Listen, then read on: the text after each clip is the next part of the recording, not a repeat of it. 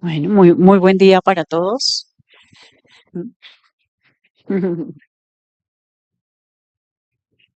Estoy confirmando con sonido si es posible.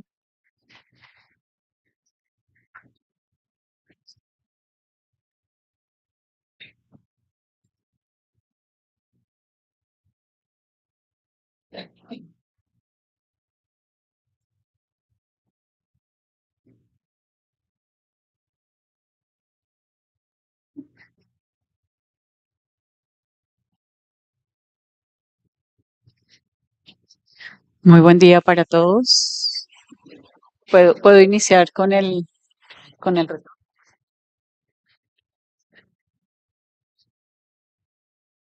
Para ustedes.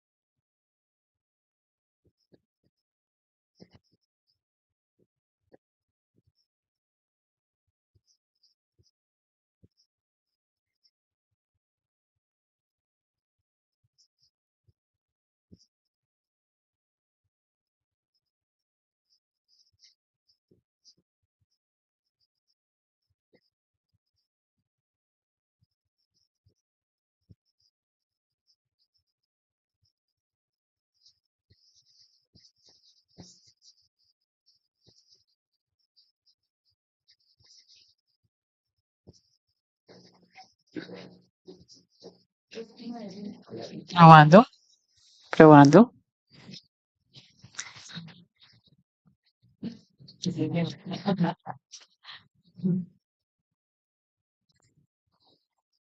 Probando, probando, probando.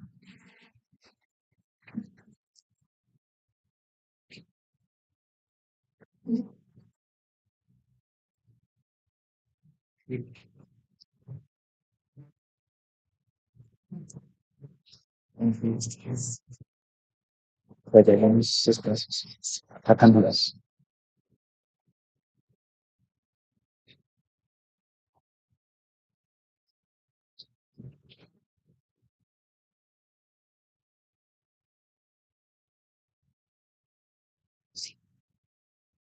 No, pues, están grabando.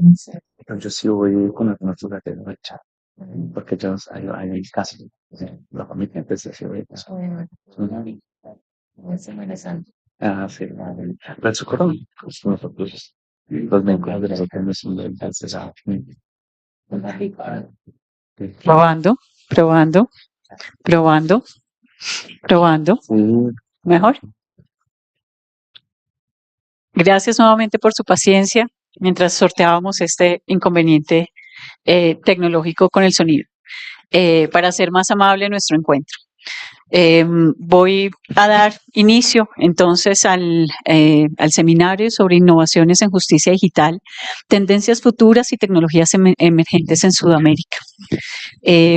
Primero, quiero realizar los saludos protocolarios, doctora Joana Delgado, viceministra de Promoción y Justicia, ingeniera Joana Pimiento, directora de la Unidad de Transformación Digital y Tecnologías de Información del Consejo Superior de la Judicatura, estimados panelistas invitados, Brian Green, vicepresidente de Digitalización para Juzgados de Justice AV Solutions, y Nisson Karungi y Justice Expert, que nos acompaña de manera remota. A los asistentes presenciales y virtuales, un cordial saludo.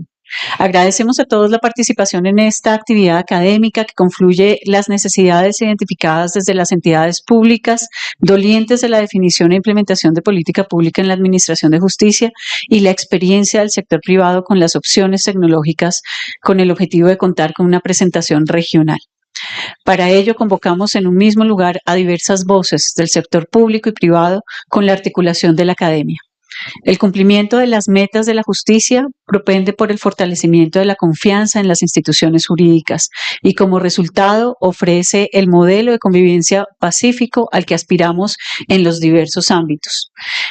Las diversas jurisdicciones en Colombia tenemos evidencia del interés de implementar no solo tecnologías de la información, sino la gestión judicial en pro de una justicia real y eficiente.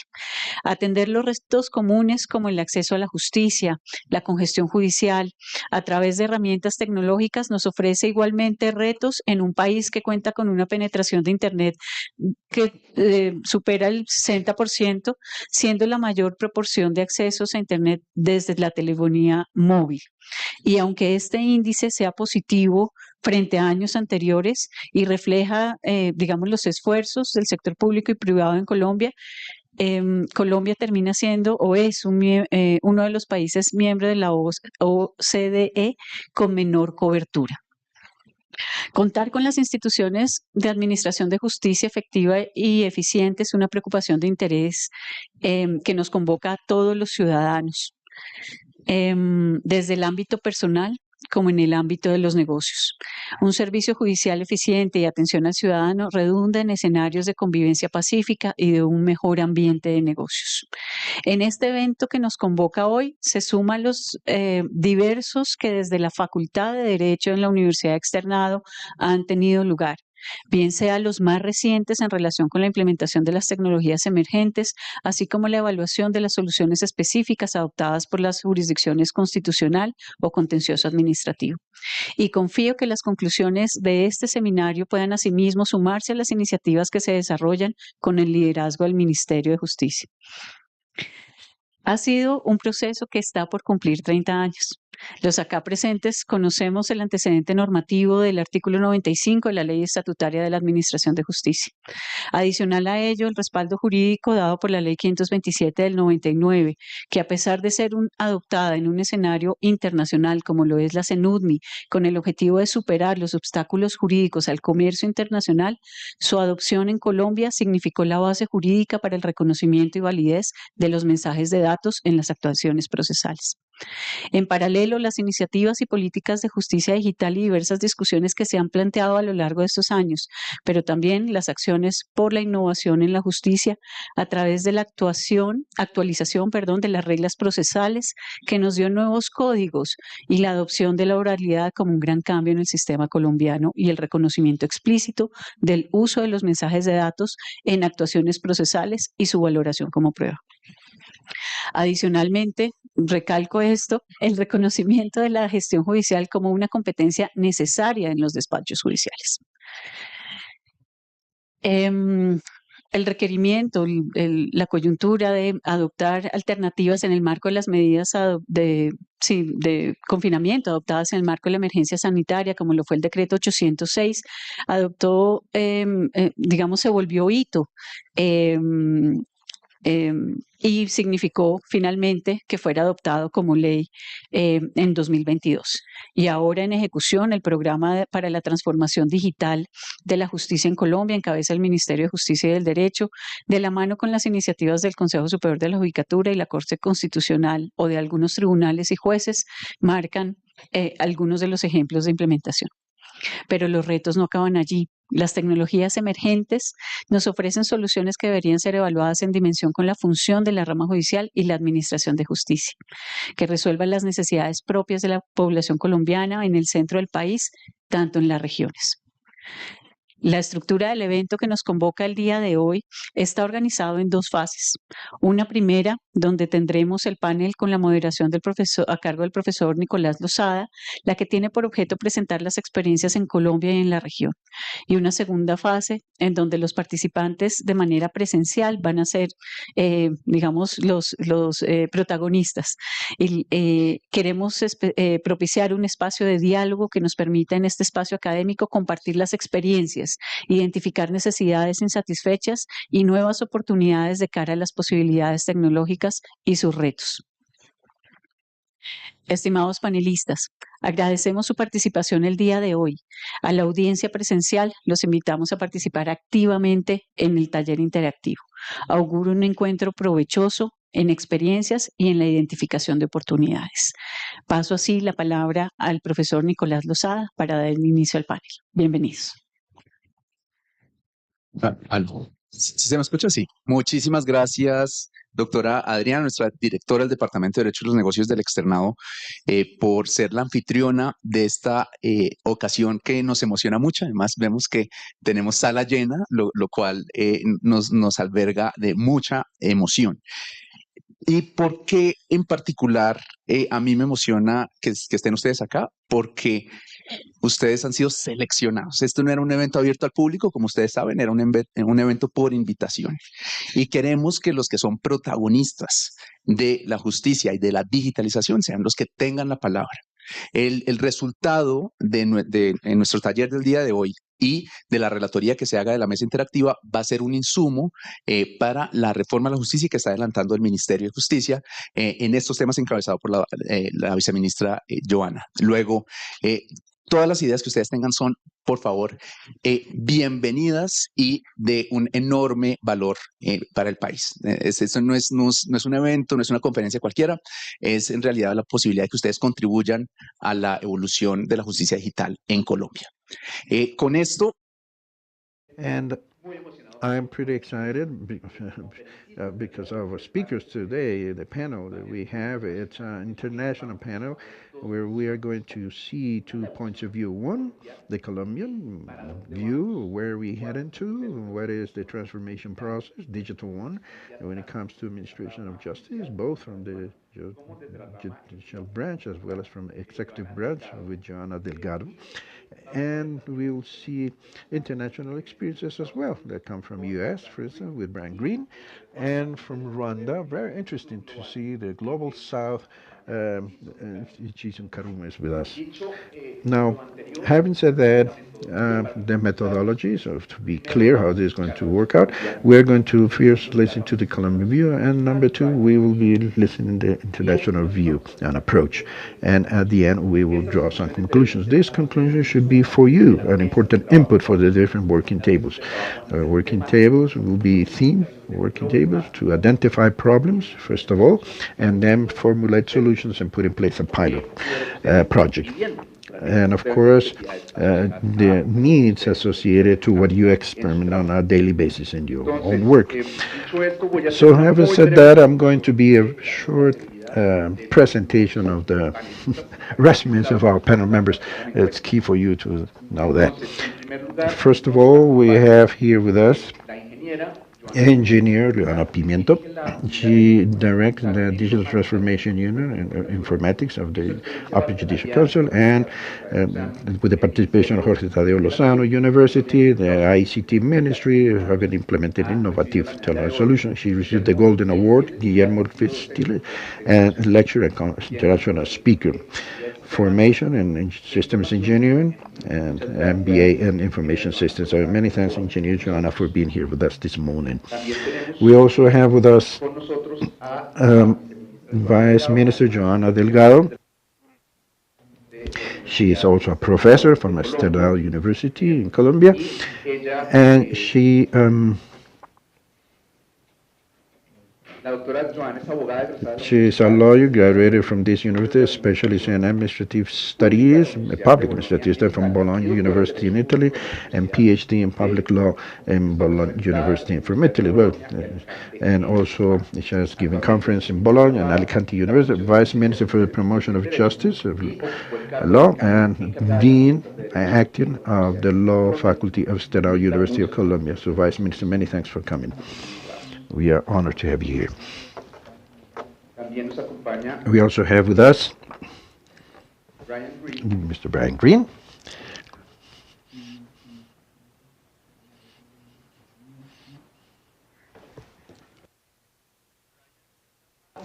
Brian has a broad experience in the design of audiovisual solutions and virtual audiences, in public procurement with the use of technology and strategic planning.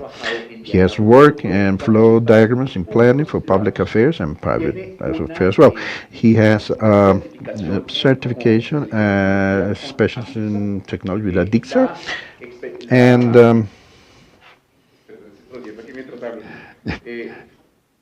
audiovisual integrated integration. He has worked on design issues and integration of technology in private and public sector.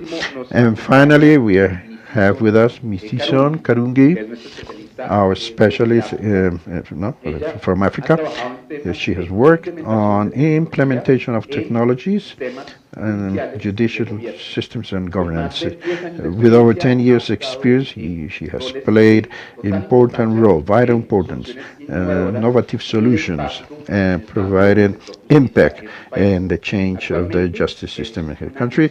Currently, she's an expert in the electronic e-justice, actually, for international, and she has worked in implementation of solutions, including a digital administration of cases, and providing technical assistance for multiple sectors and in multiple countries, not only in Rwanda, where she comes from, but also in Zimbabwe, Uganda, in Somalia. So many thanks. She is online and we will have her soon. So let's start with our panel. And the first question I have for you is, Vice Minister, Engineer John, well, the two Joannas, the first question for her. How do you imagine where we going to, where the country is walking to? What are the efforts of the country and especially of the judicial branch in this sense? Dr. Joanna, Vice Minister, you go first. Good morning, everyone. And thanks to the university, thanks Nicholas and Dr. Adriana for having me here. Yeah, for inviting me. I think it's important to highlight that working to that you will be participating today. It is actually an important bet, so to speak, for the work we are carrying out, reform of justice. I was telling Nicholas a few minutes ago that the issues of digital transformation as well as the focus on gender and prevention of justice are cross-cutting issues in the entire reform. Clear things that the government wants to address, and it is evident that we never have the entire situation under control. Not always. In the case of new technologies, it comes as a result of that advance. I don't know if it happens to Dr. Joanna as well. We managed to reach an administrative decision that leads to a contract in the process to lead a change. And where we started to implement that to reach the entire territory, it happens that the technology, it's much more ahead, much more advanced than initially when we started working on. That generated a little bit of frustration and constitute one challenge that we have in the justice system. We have also been working in the implementation of the digital dossier. In this, this work is being done on a collaborative basis with the Upper Council, Judicial Upper Council, and we have here the Inter-American Development Bank involved, and we have prepared what we were entrusted repair. The judicial branch is in charge of most of the work, and something that Nicholas didn't mention is that my office, I have a, let's say, a position in the Council of State as well. When we start working in 806, that is part of the entire journey to have or to be involved in this digital transformation issue. The implementation, as per the text reads, contracting with multilateral bank is nothing else than the application of our Complex 3972 of 2019 that addresses digital transformation of the anti-justice system. Clearly, it's not that we in 2019 started to think that we need to transform ourselves and became digital, but actually what happens from the public point of view is that, as I was saying before, we cannot coordinate immediately with all the parties involved, in bringing all the resources that are required. The government for this supports itself in this country, especially what is being led by the ministry. Actually, it's only 5% of the entire aid or loan. The ministry has the direct control of execution, when it comes to the application of this digital transformation, especially the administrative branch that provides certain services. For that, we have involved the financial institutions, maritime authority, industry and trade authority, the agro farming Colombian Institute, and others. So I have few entities in comparison with other entities that are in charge or under the Upper Judicial Council. So when we arrive, and also by virtue of the same international cooperation contract, working on an individual basis. That is, every superintendent was establishing its own independent model to do the transformation. The pandemics, as Dr. Adriana Castro remarked, have a direct influence in this new way of addressing things. What we proposed back then in 2019 in paper, I won't say the entire government, but what was proposed was transformed completely 1 year later in 2020, when we had to confront the pandemic, when we had to go into a complete digitalization that at that time was still just beginning, to confront the challenges of the confinement, etc.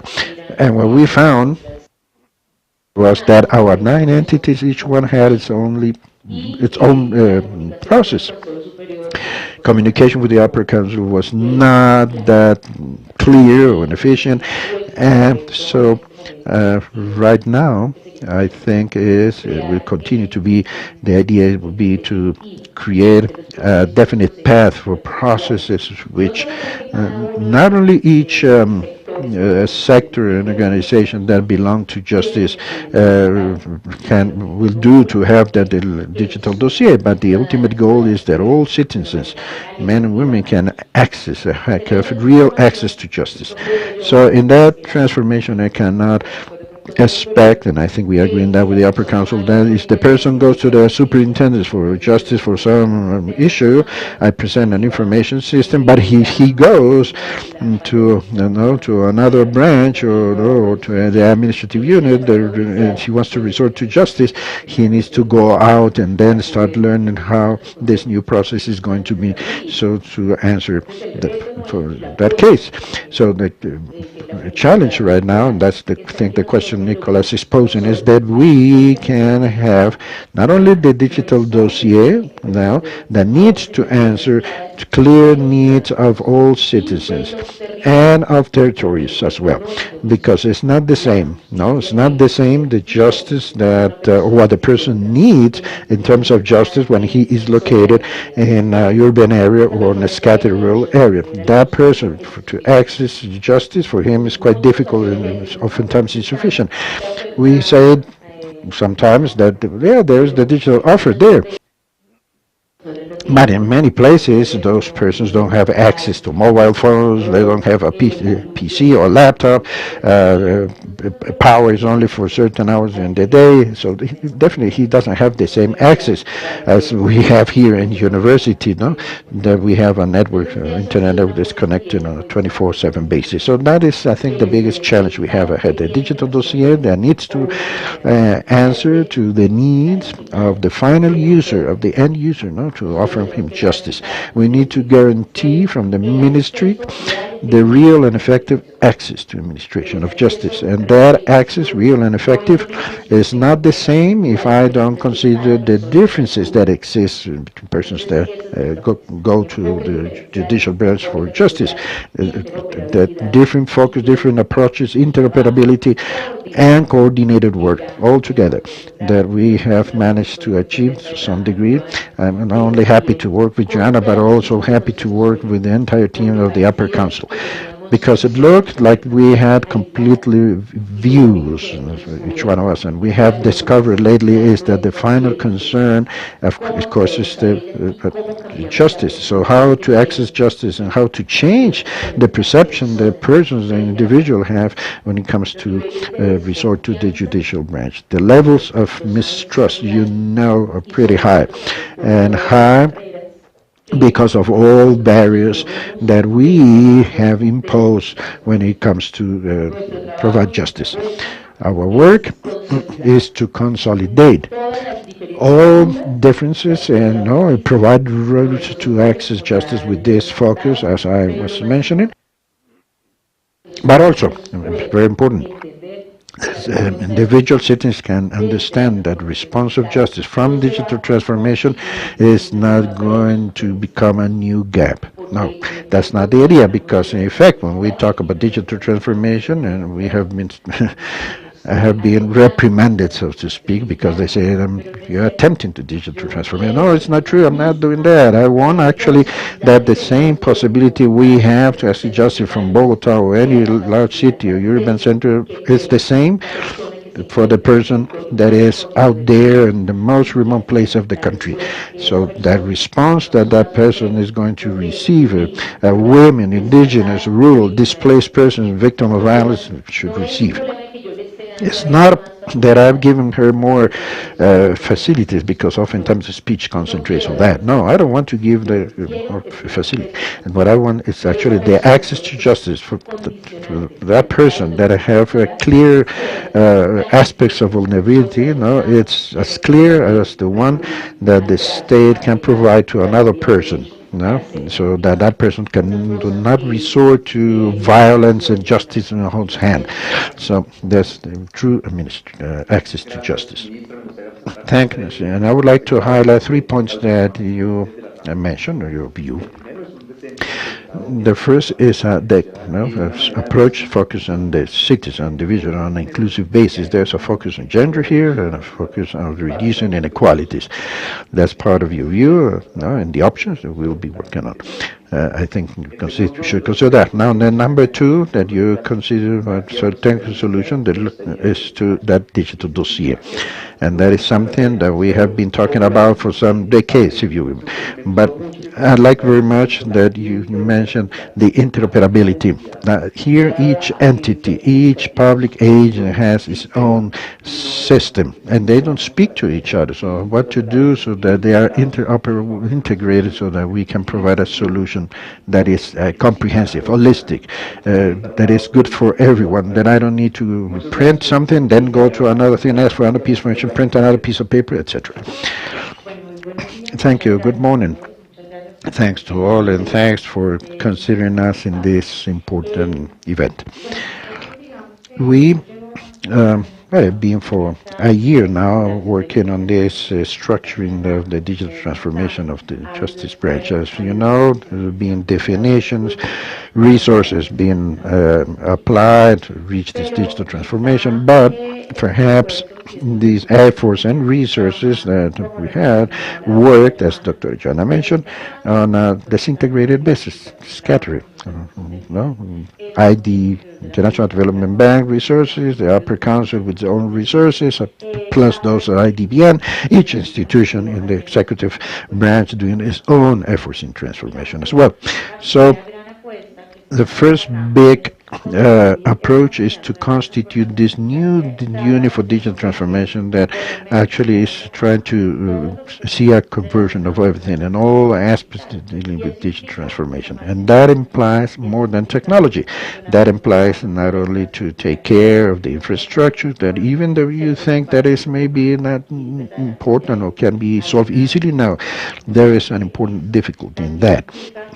It also implies that we take care of that people know how to take advantage of technology. No good would be doing experience in things with AI, for instance, if the person, the individual, really don't understand that, nor the benefit, nor the challenges, nor the or how to use it, these new resources. And it implies as well that technology is used right for the benefit of the person. Oftentimes, you investments in things, in buildings, infrastructure that at the end of it are not efficient enough.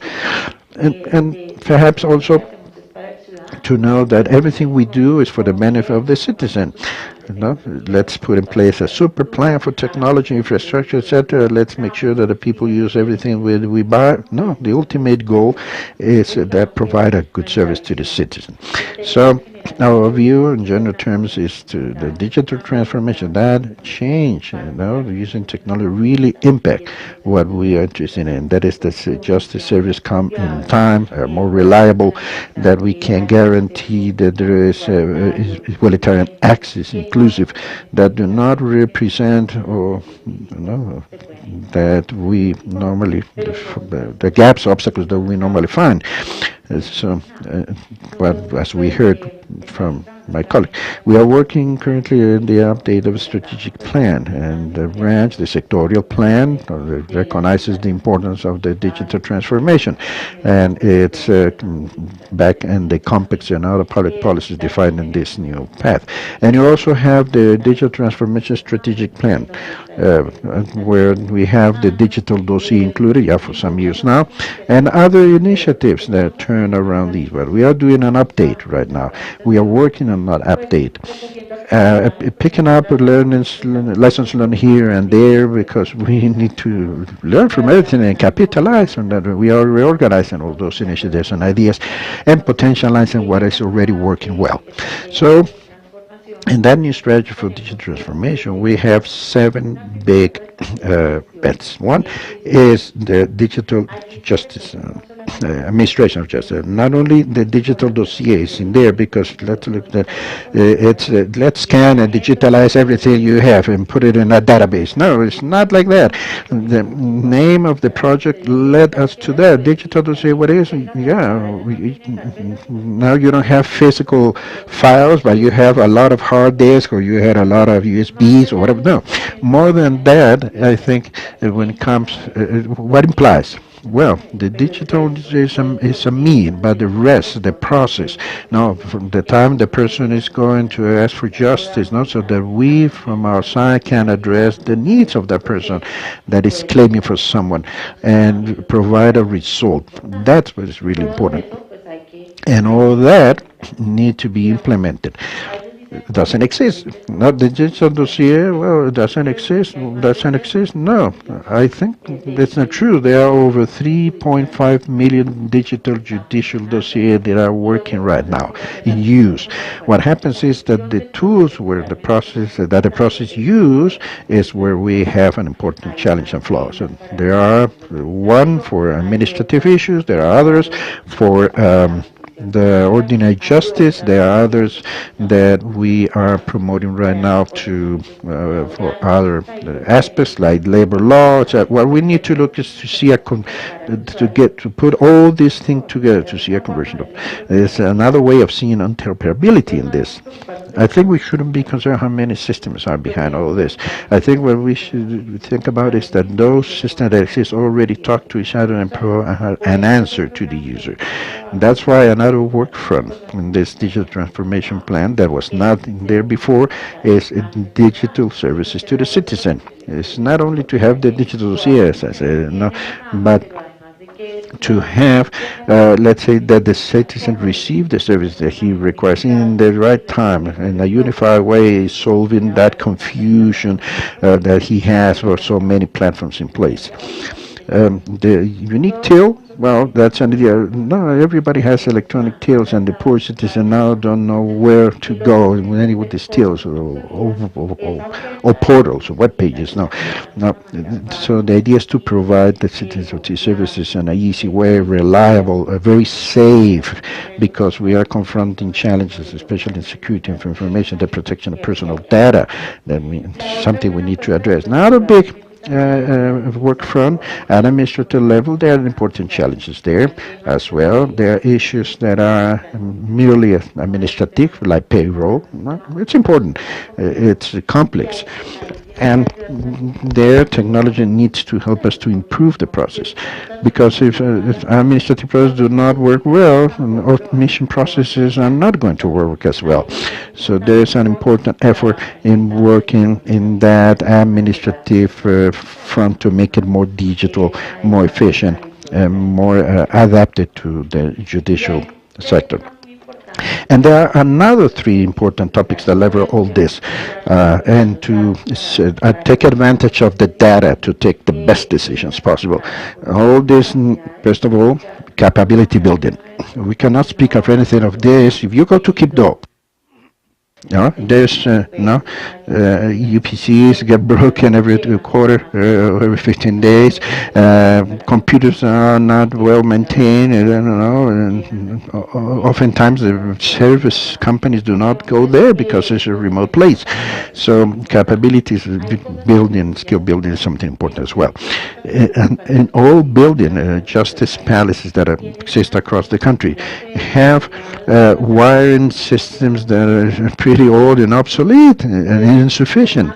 So even if we speak about digital transformation in beautiful terms, we need to also address the issues of infrastructure to make sure that it's sufficient to offer the services.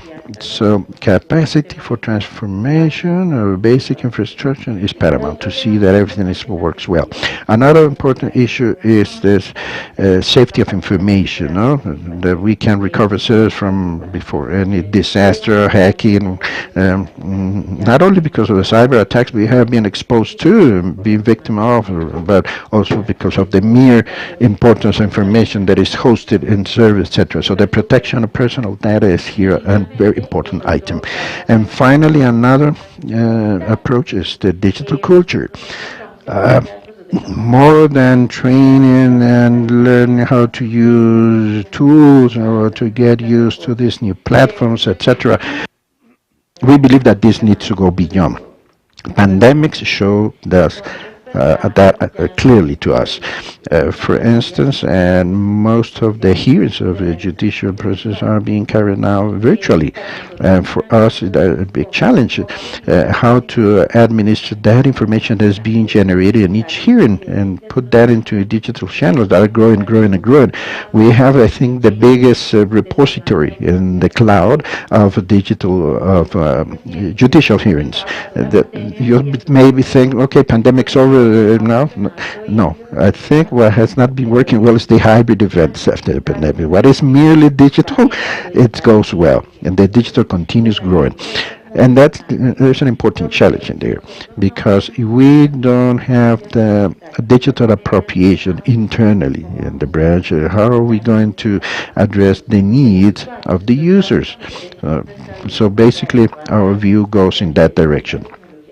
Yes, technology is a vehicle that promotes a change, and that change needs to be accompanied by different factors, and those factors are the ones we are addressing in this new update of the strategic plan. Thank you, engineer. So good it is to have here engineers and experts, not only lawyers speaking about this topic, but oftentimes lawyers keep talking and talking. But the things that I would like to highlight, complementary to what the Vice Minister mentioned. The first one is that, once more, we need to be centering the user and the citizen and how to provide service. I mean, it's the service that are for the benefit of the citizen, not for the judge, or, of course, he needs as well that. And with two additional points, there could be an important input for your corresponding working tables. The first one is to see how can we integrate new skills and capability. and including new ones, no? Those that are back end. She mentioned the reform of justice is not only outwards, but how do I carry out a better administrative process inward? That is key. The legal design, where these university, well, we speak everywhere here, is key. That is kind of second point. So that we need to think about how in your entities, in your court or upper court, when a special jurisdiction for peace, they have what are the administrative processes that can be improved with technology and innovation. And number three, also for you to consider, and I think is key, is that concept of digital culture. What themes turn around that? What can we promote around digital culture from your own working places? Now, take note of that because your proposal will be based on that. So, Pimiento, and now we go to Brian.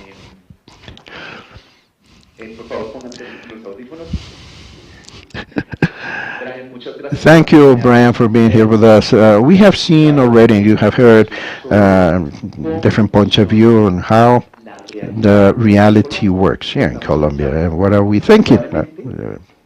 But probably we are looking our own navel and not forward. You have experiences of other countries, U.S., Mexico, Africa, everything you have been working on. How can we broaden that view to make it better? What experience can you give us to add more elements of justice, judgment so that we can formulate a better plan? Muchas gracias. Creo que es una muy buena pregunta y muchas gracias por invitarme. Aprecio la oportunidad de compartir con ustedes lo que yo he hecho con JABS en Estados Unidos, por ejemplo. Hemos podido también ayudar a muchos otros países, en mi opinión, con los mismos problemas que ustedes están abordando hoy en día.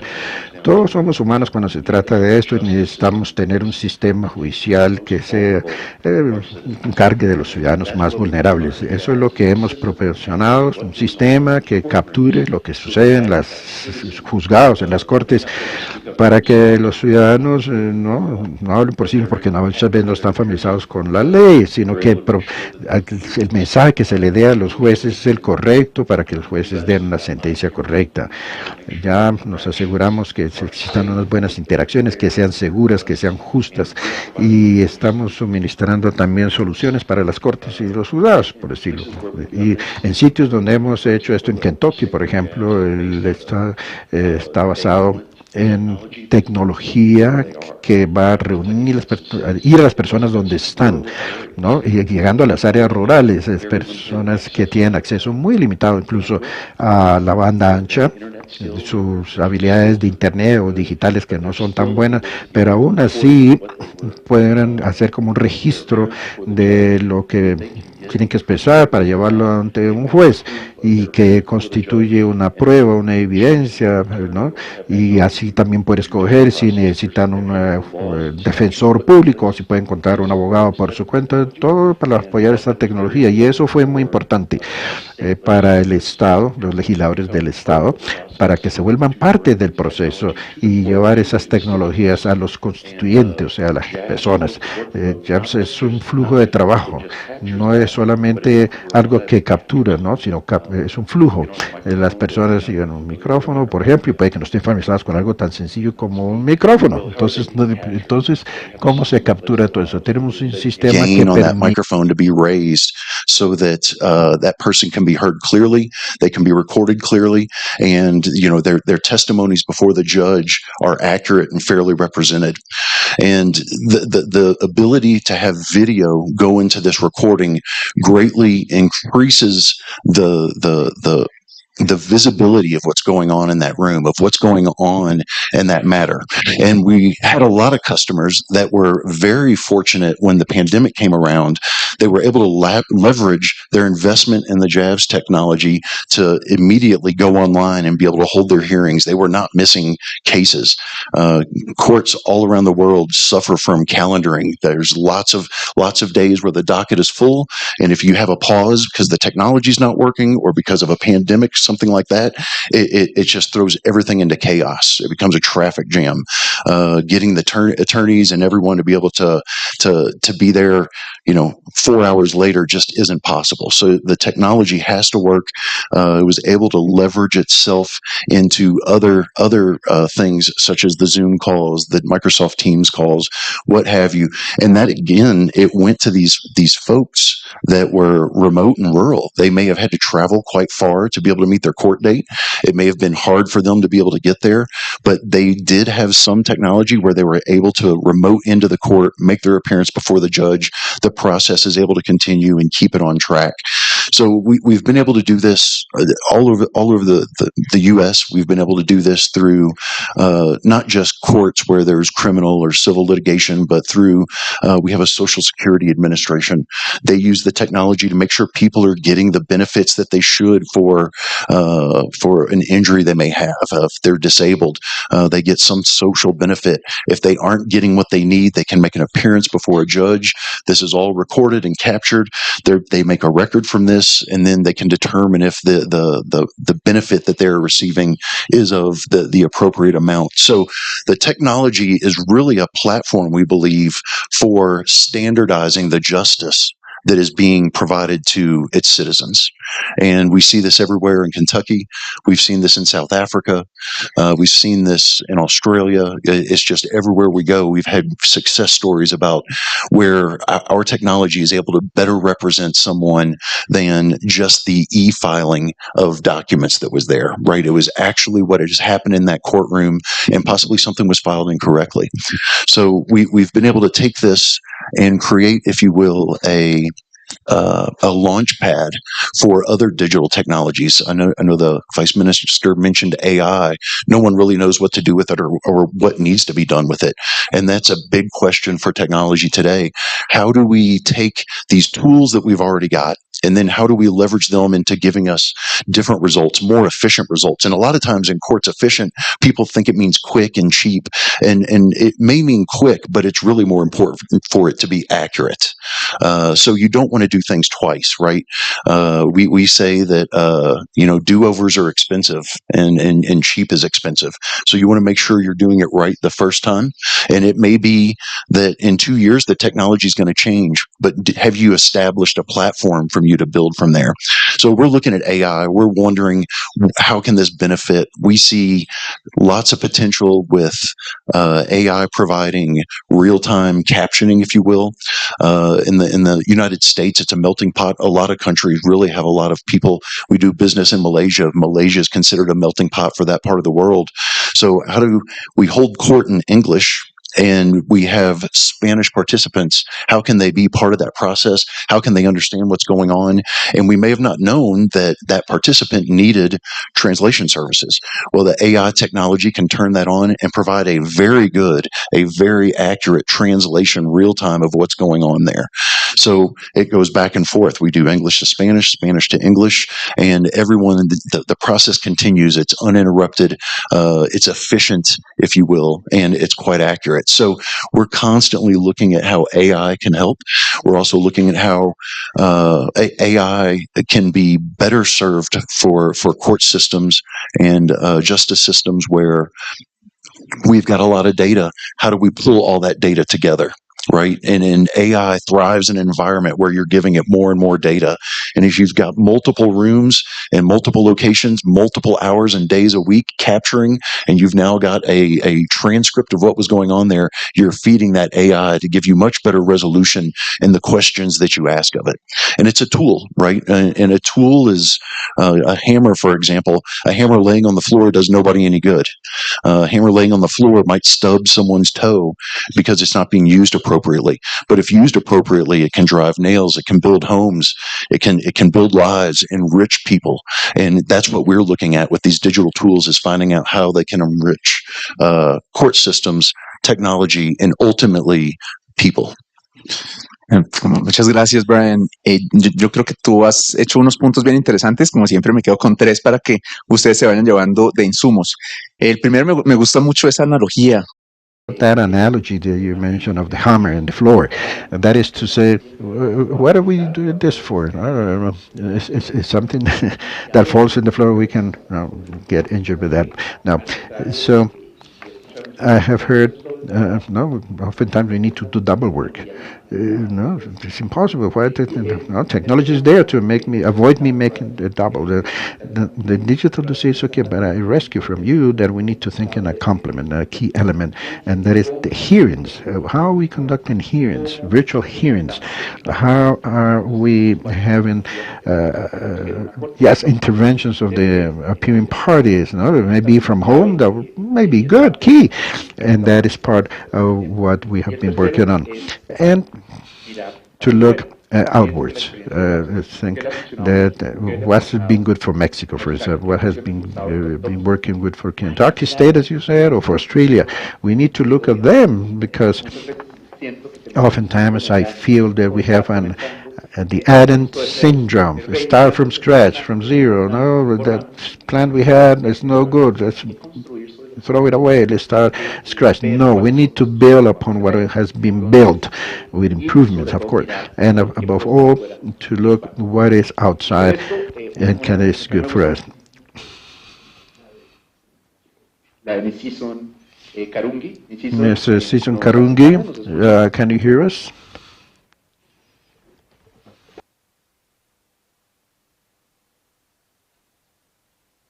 Our justice expert from Market. Can you hear me or us?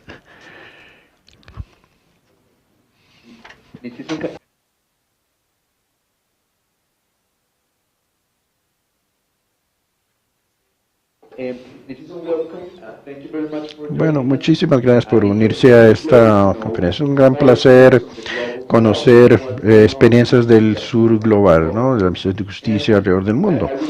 Y quiero recurrir a su experiencia. ¿Qué han hecho ustedes en cuanto a justicia electrónica o e-justice en su país y que sea valioso para otros países, especialmente para Colombia? Muchísimas gracias por estar con nosotros. Tiene la palabra.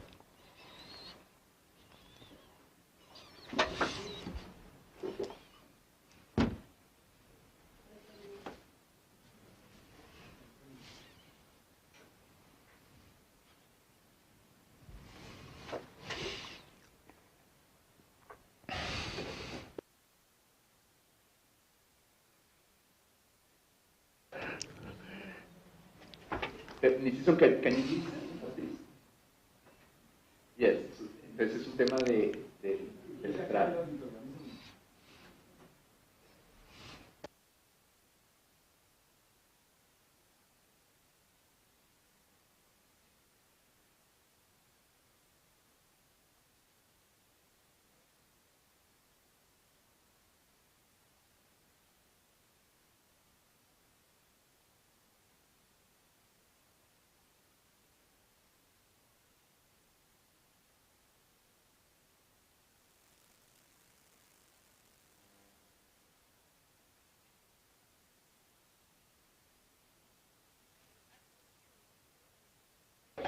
Bueno, muchas gracias.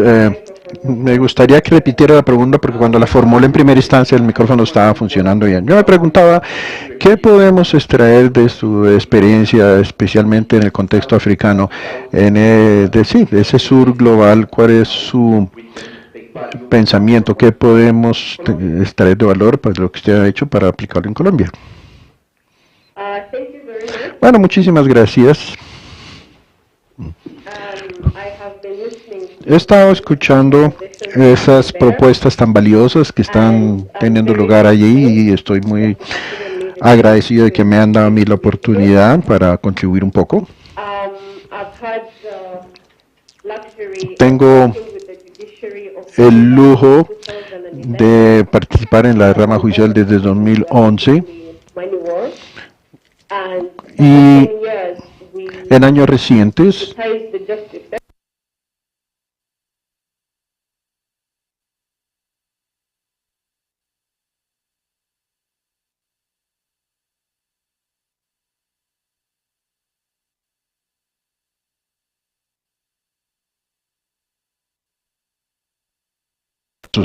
ahora,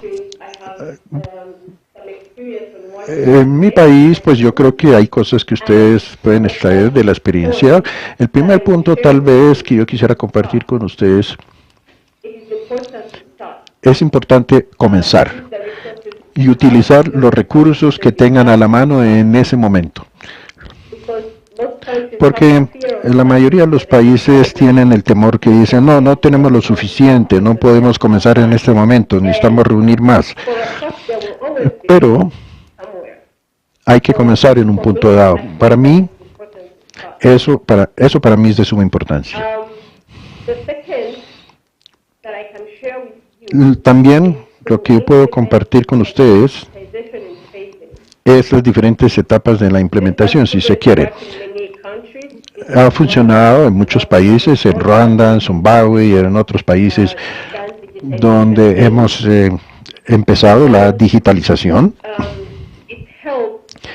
Ayuda esto de hacerlo en fases, sobre todo cuando se tienen pocos recursos y pocas capacidades. Cuando existen áreas remotas y cuando existen instituciones que no tienen la cobertura. En Ruanda hay una institución que tiene desplegado el sistema allí, en esas áreas, y durante esa etapa de despliegue se buscó la inclusión de otras instituciones para llegar también a las áreas remotas. Y así pudimos digitalizar la totalidad del país para llevar a cabo las investigaciones, la judicialización, los procedimientos en corte y llegar a la etapa final, que es la sentencia. El otro aspecto que me quiera compartir. Ensure that there is ownership, that the digital transformation, the technologies that you're bringing in, you're owning them, so that you do not entirely rely on either personas or service providers always fix things for you, so you can take ownership of those despachos. And if we go to the next slide, with this introduction of ICMS, we have seen improvements in the justice vision. For example, increase in judicial independence, trust in the judiciary, access to justice, etc. And this has been because we chose to start. I remember in 2016 when we started the use of the ICMS, there's some courts that were remote, that they didn't have internet at the time. And so because of the phased approach, we were able to roll it out to them in a year or so when we were sure that they had the internet. I have to mention that although we started the case management in 2016, the judiciary of Rwanda started its reform in 2004. From there, we introduced one computer per person. We introduced internet in some places where we could, and then we progressively went on to implement the ICMS. Now, if you go to the next slide, we have 100% e-filing rate in Rwanda. Everyone filed their cases online. And we had to take measures that we do not compromise access to justice. To say 100%. Please go to the next slide. Next slide. So, we have noticed increase in case filing to 22% in 2019, and especially in COVID-19, when most of the court operations were said, in Rwanda, we actually had increase in filing of cases from the citizens. And how do we do this for the citizens who are so rural and illiterate and they cannot access internet, don't even know how to use computer mechanisms? We have put access to justice houses for them and cyber cafes so that they can access the justice near to them. When you look at a citizen in the northern part of Rwanda, for example, if they had to file a case in the Supreme Court, they would need to travel over 200 kilometers. But with the introduction of this digitization and having this access to justice houses closer to them, they can be able to travel maybe 5 kilometers or 3 kilometers or whatever, which will be easier for them and more accessible for them than coming to the court physically. Finally, if I can share another experience I have with the digitization of the justice sector on the next slide, is that beyond the case management is the performance management. When we go to the next slide, I would like to give some relevance. Another one, the next slide. This is about how now Rwanda is scoring with the World Justice Project with the implementation of a case management system. So apart the case management, now in Rwanda we have implemented the judicial management system, which basically looks at the strategic plan, the vision and objectives, the indicators and goals, and compares them to the performance or the results. Because in the justice sector, some strategic plans and activities may be planned to increase performance of judges, to reduce backlog, for example. So it is important in real time to measure whether the strategies that we are implementing are actually having a positive effect on the performance, or they're not having any effect at all, or they are having even negative effect. And this allows to have real-time monitoring of the strategic plan and the performance, and to be able to make changes when needed. So that brings me to my final takeaway for you, is that be willing to change, right?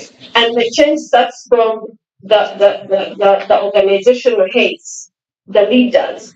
Once the leaders change and understand the importance of the digitization, it is easier to impart this to the citizens and the subjects. And this is actually part of the change management. And I want to also mention that on the 29th of this month, we are actually having another webinar from Synergy to dig more, given our experience, of what the client may need to have a more smooth digitization process of the best. Bueno, pues mil gracias, Nisison, por esta intervención. Como siempre, 3 puntos a resaltar. El primero es, hay que comenzar. Y yo creo que hay que comenzar así sea con cosas pequeñas, pero siempre hay que dar la posibilidad de pequeños inicios. El segundo que a mí me gustó mucho es los indicadores, meterle la lógica de los KPIs, ¿no? De los Key Performance Indicators, qué es lo que nosotros queremos hacer. Y fíjense esos cambios enormes que experimentó Rwanda a partir de implementación, en este caso de expediente digital. Y el tercer punto es... by measuring that. And number 3, we need to have the will to change, and that goes hand in hand with governance. The Upper Council for the Judiciary speaks about this will as well. And for that, and to close this first panel of the panel, now with participation of 1 minute, tell me what can you conclude. So how is your view on how to move forward so as to have a better system, a system that is supported in technology? Well, Nicholas, I think that are very much concentrated on the important topics. But for me, it's fundamental. I think Madam Judge said that the transformation and digitalization in general is our biggest challenge. But for that, we need to work in a coordinated fashion with all entities concerned of the judicial branch, first of all. As that first step, well, we have taken that already. We continue having, and I think the objective for this 2024 is to work on the design that we decide upon and the architecture, everything, software, that is going to be part of the system, really is the one, the right one, suitable, accepted by public servants and by the citizenship. It's a platform that, as we have heard, and one needs to be shared by all, no, so as to give that access to justice to the public, to the citizen. Of course, this entails to take measures of high impact, the development of technologies, development plans, etc., to make public management more effective. It's clear that it's not sufficient to have a big plan. No, we need to involve all, no, and have a clear goal in our minds. And really, the ultimate goal is to the benefit of the citizens to guarantee his rights. Brian, how do you, and after hearing us, what do you think about our view of the way of approaching this? It's always important. Bueno, siempre es importante, mired in problems, headaches, people, politics, but you have to have a goal in mind. And as was mentioned, it has to be a clear goal, and it almost has to be unanimous. And you know that when you do have the right goal, everyone agrees with it, right? And that's how you know that you're on the right path. And you may think that you currently have a sufficient level of technology, and that may be true, no matter where you're at. But things will change. Needs of people will change, and the requirements of governance will change. And so you need to then have that goal so that you know that you can weather any of those changes as you're going along, and you're kind of proving to your citizens that this is what we are committing to. This is our goals. These are the steps we're taking to make those changes. Perfecto. Muchas gracias, ingeniera. Yo rescato, well, digamos, y me quedo con... I stick to many of the experiences and lessons, but perhaps I think we need to focus on the real needs. The issue here is what are we doing for what we're doing now? How? Yes, important. It's important. No, how? But always thinking for what I'm doing there. No, the citizen is in the middle of all this. No, the administration of justice is timely, correct. And what we do really impacts, and do it in the best way. I mean by optimizing the resources at hand, and for that we need to work with all. No, because the people is the ones that know the reality, to adopt a system that at the end of the day is for the benefit of the citizen. As said, no, let's not look only at technology.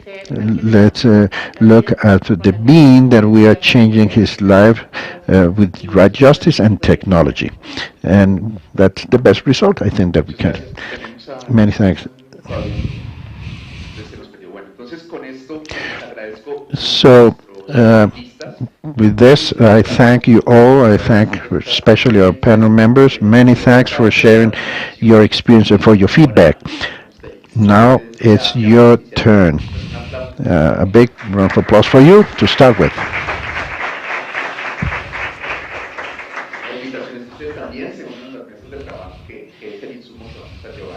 Yeah, the invitation is to join the different working groups, because we are going to draft the results that we are going to take the Ministry of Justice and Law. There, I believe like about 3 working groups in here, and as you were told in the email, is that you propose one need, whatever, any need you can identify. Maybe you work in different entities, that would be great.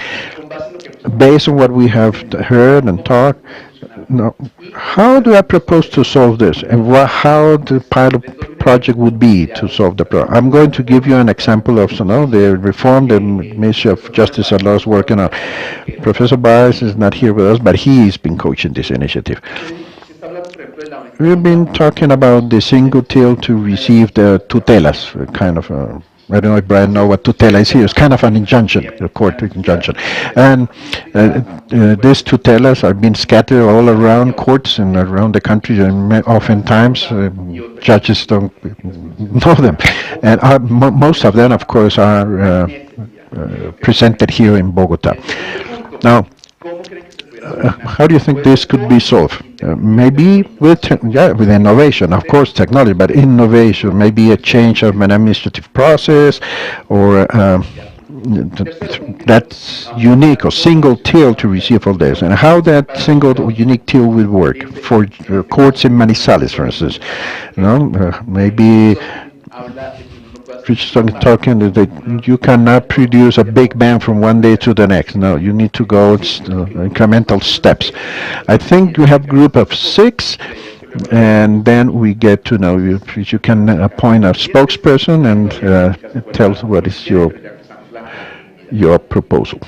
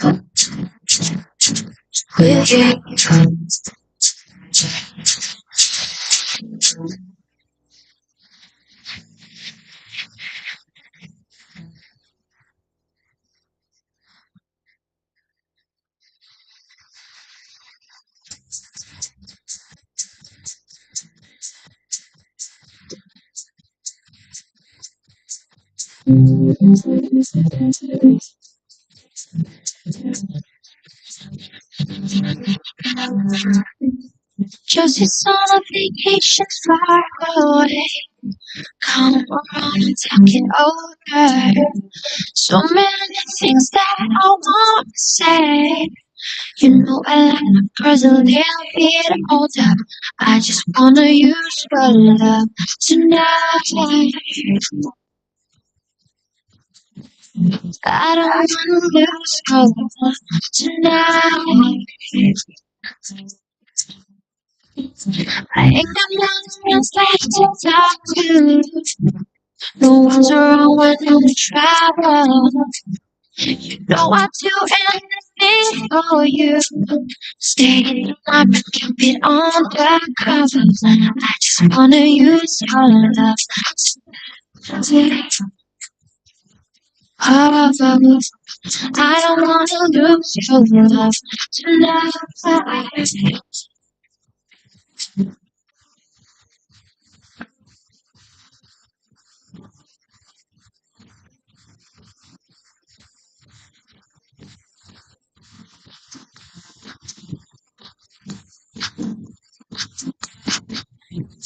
Try to slip my hands and I'm shaking. Something in my mind's not making sense. It's been a while since we were alone. I can hide away. As you leave me, please would you close the door? And don't forget what I told you. Just 'cause you're right, but don't mean I'm wrong. Another shoulder to cry upon. I just wanna use your yeah. I don't wanna lose your love tonight. I just wanna use your love tonight. I don't wanna lose your love tonight.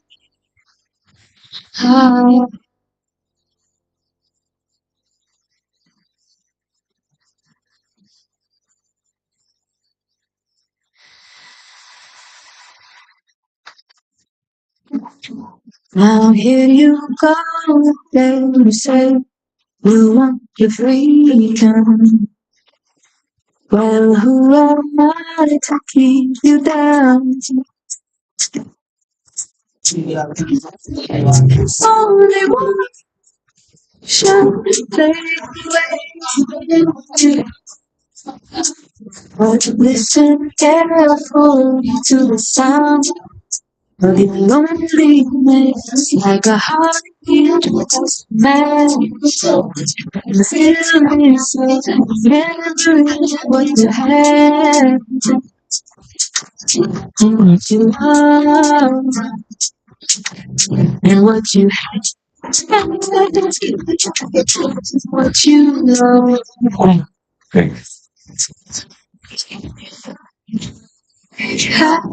Has only great place. I want you back, yeah. Women, they will fall. Yeah. When they want you will fall. You will. Hola, hola, hola, hola, hola.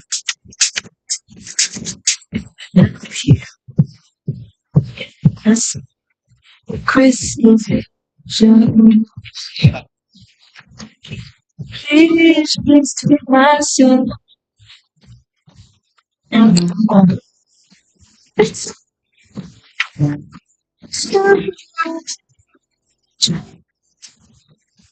and having dreams tonight to things to lonely like man and we still need so remember you have for waking Hola.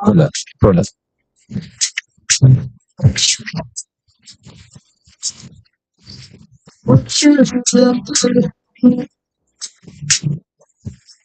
Under we have so many ways place that way say they will come as they will go. Yeah, when big touches you in love oh, oh,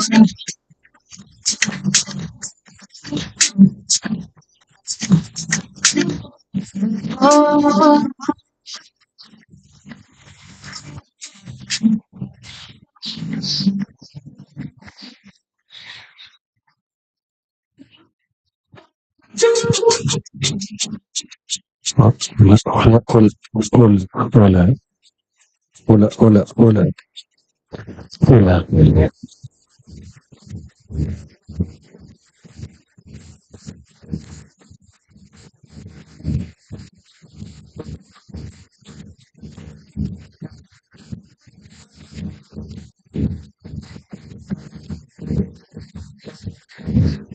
so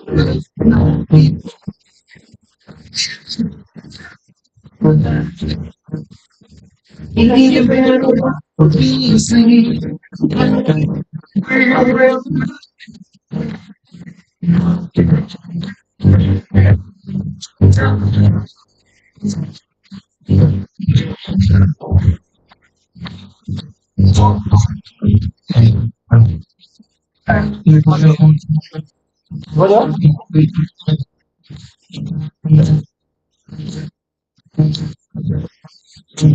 It's my reason.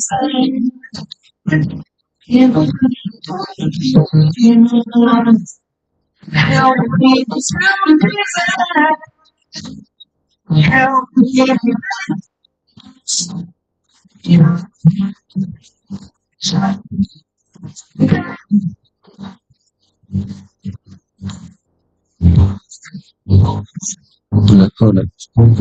Hola.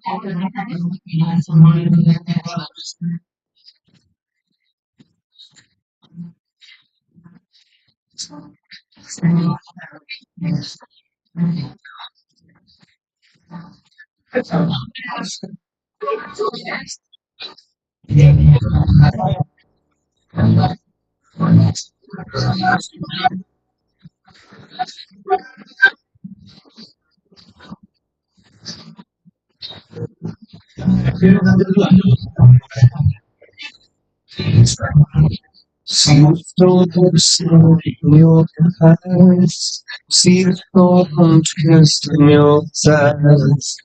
I've waited for you.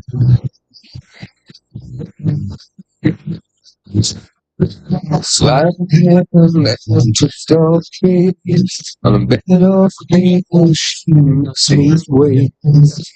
And I wait without you.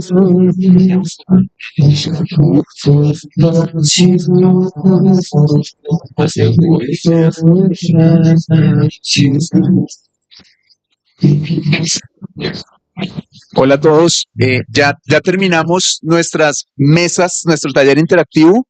A continuación, cada grupo debe en breves minutos, 2, 3 minuticos, contarnos cuál es la necesidad, cuál es la idea, digamos, la solución que ustedes proponen y en qué consistiría el piloto.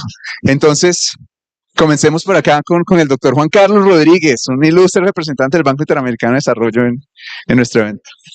No sé quién de ustedes quiera hablar. ¿Verdad? Listo, entonces, por favor, pero por ahí se toca aquí. Buenos días a todos y todas. Soy María del Pilar Torres, trabajo en la Jurisdicción Especial para la Paz en temas de transformación digital. En la mesa estamos sentados el Consejo Superior de la Judicatura, el Ministerio de Justicia y la jurisdicción. Nosotros vamos a compartir una reflexión, hay un caso específico, pero es una reflexión que creo compartimos todos y de pronto este mensaje nos ayuda a dar pasos hacia adelante en el mismo fin que nos convoca, que es hacer de la tecnología una respuesta para las necesidades de nuestros operadores judiciales de la People who wants to access justice. And for us, for territories and community as well. So, having said that, we have identified that it's important to have a good coordination between all public policies. Maybe we have answers here to design a good technology architecture, the management of information, management of knowledge. Maybe each one of us have good experiences in that regard.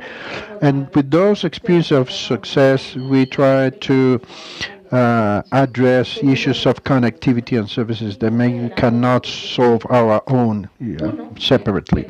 One thing is that our services were perhaps very well designed with the best intentions so that judicial operators can use technology and citizens find real response in terms of access to justice, which implies the recognition of their rights.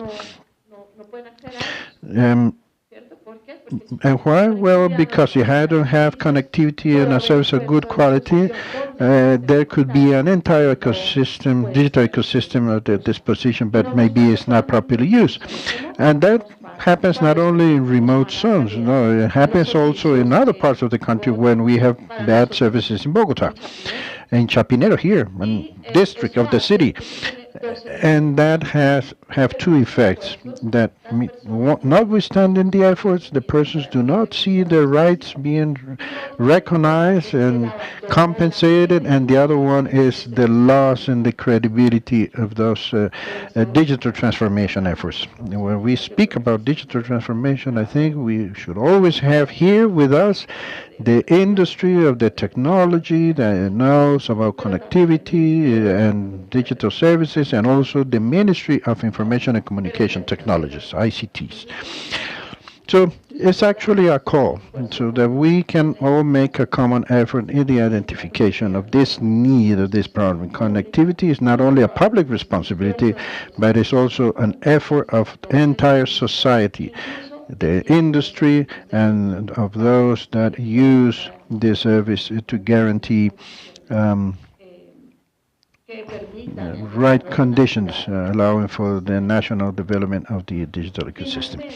And finally, our intention, our proposal, reflection is how to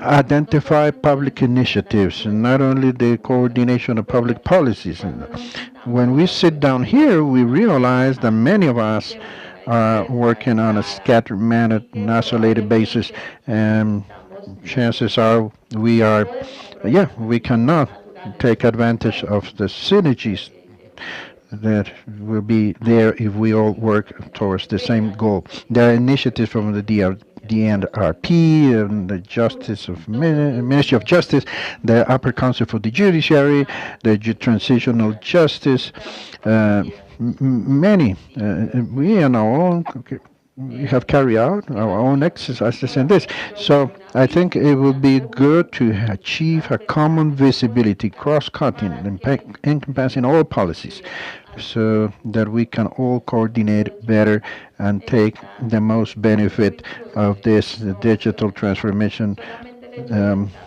Just the fact of sitting together around one table is good enough to reach an agreement. So let's go to the next group.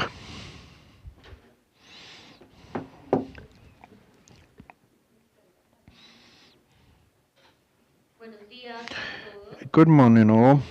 I am Valentina Giraldo. I work in the Court of Justice, Superior Court of Justice. We have there from our staff is made by, of course, judges and the judicial branch, but also staff that is being currently trained for around legal matters. Yeah, the judicial school, Clara Bonilla. We have identified as a general need the issue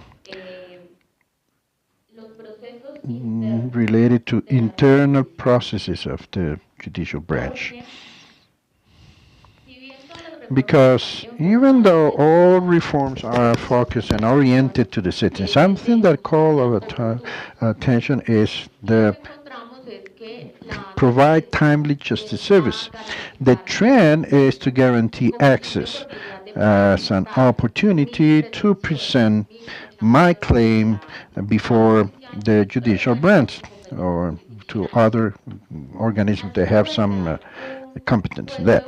But that could create a bottleneck because we can create many tools to access justice and systems. We will be reaching a point where the judicial servant or official, whatever, given the wide variety he has before him of systems, won't be able to meet his functions with the due diligence and speed.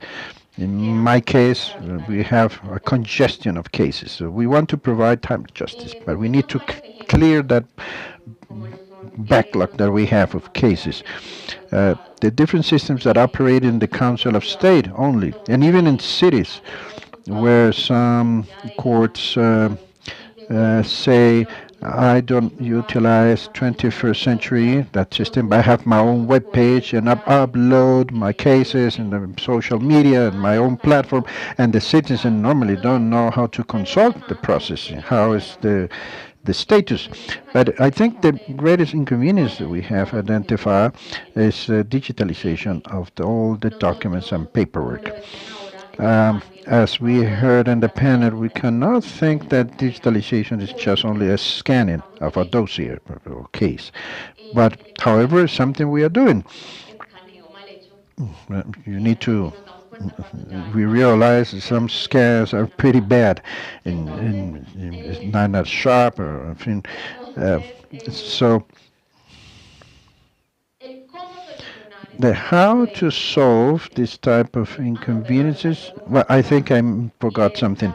Uh, that is the management of information. We have uploaded everything in the SharePoint, OneDrive, and other cloud repositories, and now the Supreme Court of Justice have another systems of their own, or repository of their own, and we need to go and use different tools just in one single day.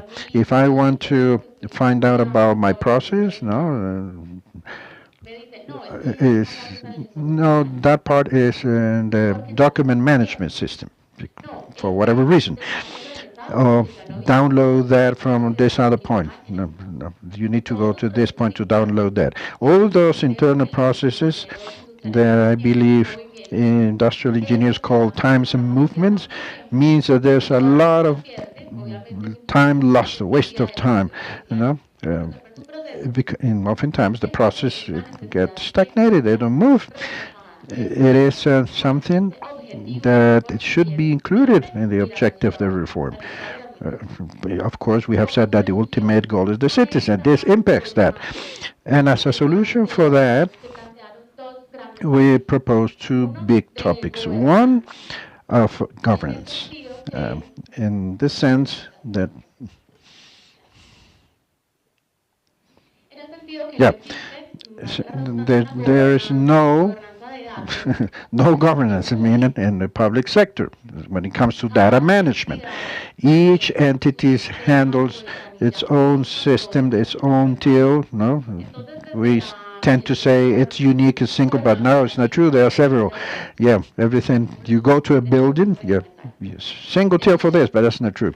From the government point of view, the executive branch trying to implement this unification of systems. So all infrastructure process can be identified and then unified. So in the judicial branch it's necessary to resort to good governance and put in place like an entrepreneurial architecture. You know, so we can manage the judicial branch in a single system, one system only, that does not depend from jurisdiction or territory. We know that there are connectivity issues, but well, that at the end can be fixed. And this governance, of course, implies standardizations of internal processes and courts. And we have a second topic, that's kind of another solution, denominated mandatory training of judicial servants or staff. And this is important because we know that the judicial branch, each one handles the system as he thinks is best, or yes, it's best to produce his statistical reports or so. Our colleagues from the judicial school were remarking on this.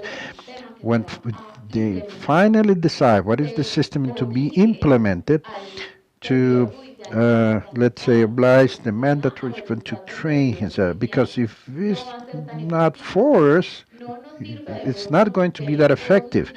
It would not be good to have all those new systems, hopefully just one, if those that are in court do not know how to use it. If they don't know how to use it, if they don't get trained, they will not be able to provide an answer to the user.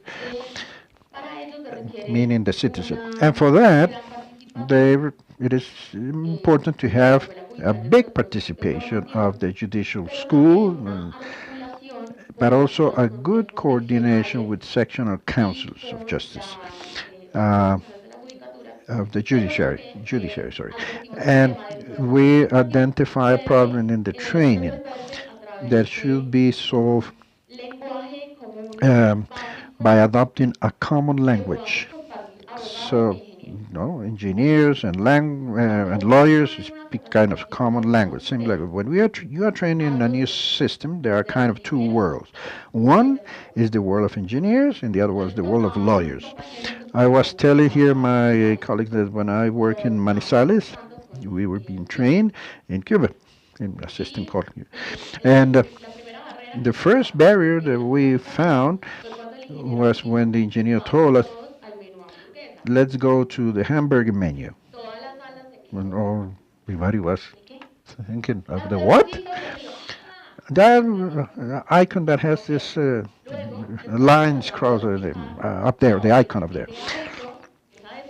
So that decision of court, or ruling of court, you cannot put it into this. I was telling the engineer, and he didn't understand. We really actually the different types of rulings a court produce. No, it's because in the tribunal, the magistrate needs to sign or not sign, depends. They don't know about the process, just to say. So we need to build a common language so that we can understand each other. All of us that are participating in this proposal for reform, so that we can have a better coordination.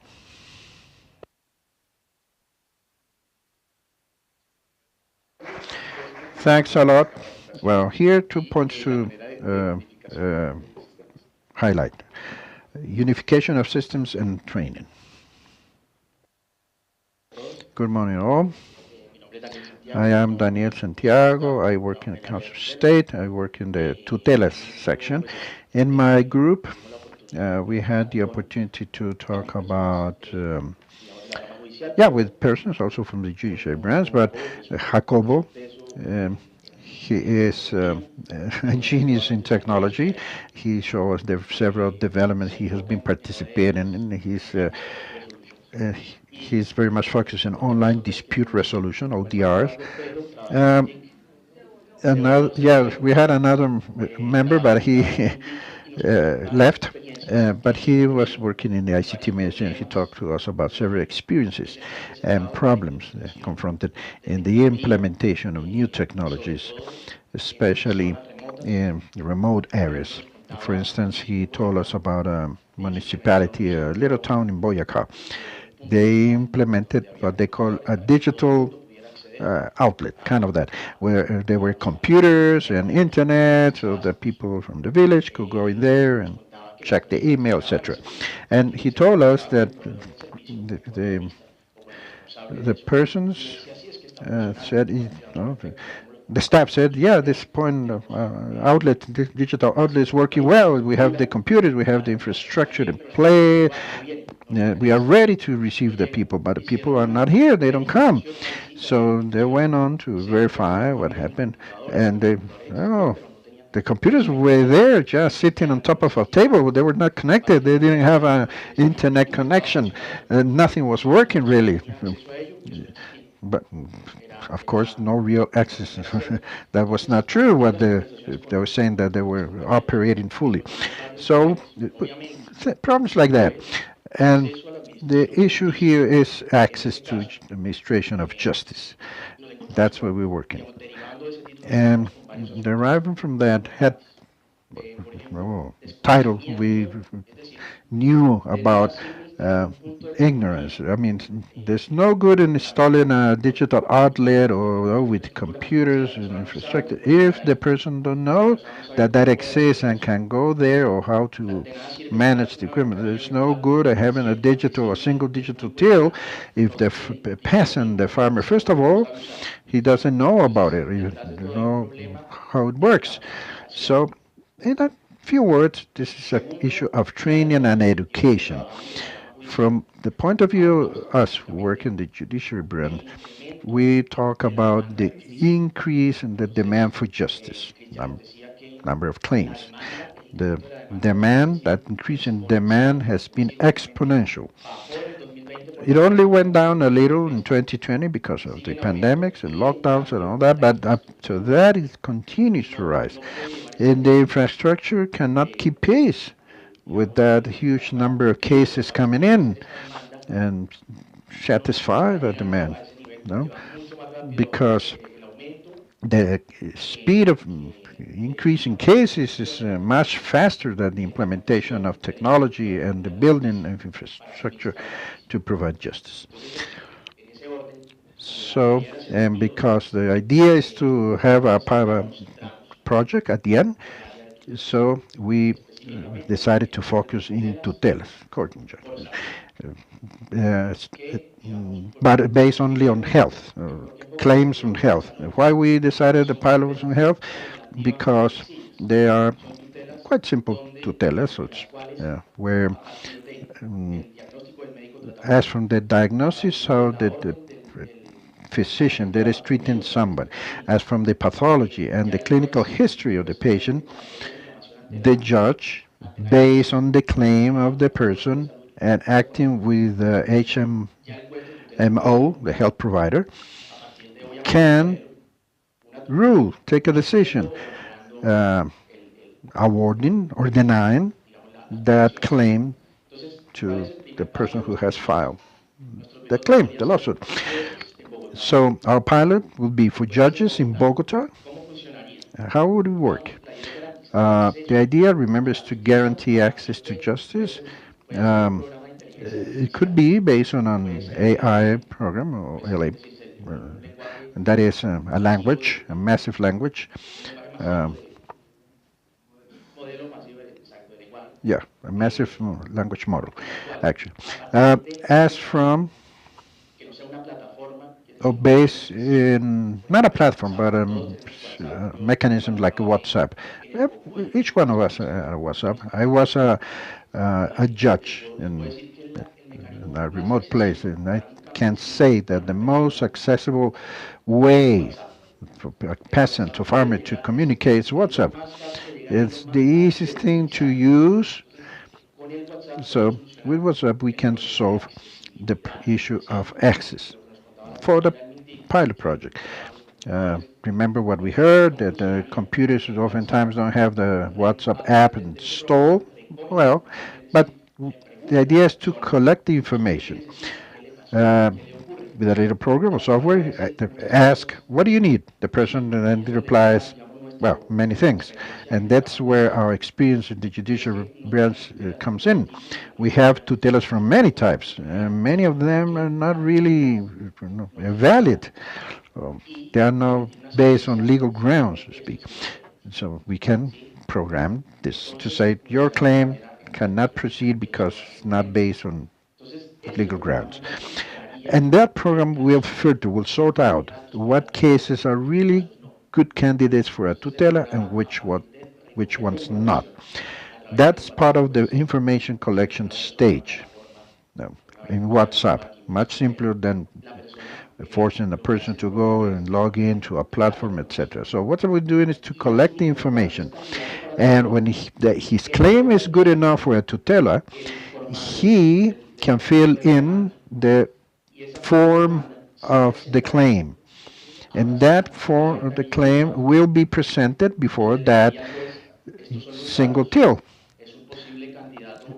The judge knows that when that form reaches him is because that claim has good legal ground, the right to whatever health service. I mean, that person is claiming for immediate medical attention or a surgery, and the health provider has denied that to him.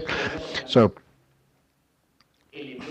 one of the elements that makes the justice more congested is the number of tutelas. But it's a powerful tool. We shouldn't ignore that, because it has served for many people to access to health system. And this way, this thing we are thinking about, make it for the person easier to file the claim. And those that are not good enough will be rejected. And we can even include in that software something that hints the judge how can he uh, rule out, because there is a basic input in that form. Uh, it is a form that will include a little portion down in the bottom that the judge can write his ruling, his sentence. Thank you. I think that WhatsApp idea was great. Good morning, everyone. In our group, we had members from the Council of State, two of them, one engineer from ICT Ministry, and we belong to the Supreme Court of Justice and the plenary room. And we have identified several topics, but we focus on two. The first problem, the first issue, they, and the Council of State, I mean, they perceive us, and to some extent, in the Supreme Court of Justice, it got to do with the digital dossier. The digital dossier and the electronic dossier. There, the difficult part is the identification of files. There is a great difficulty to access the files in that digital dossier because there is no standardization in the way the files are named or denominated.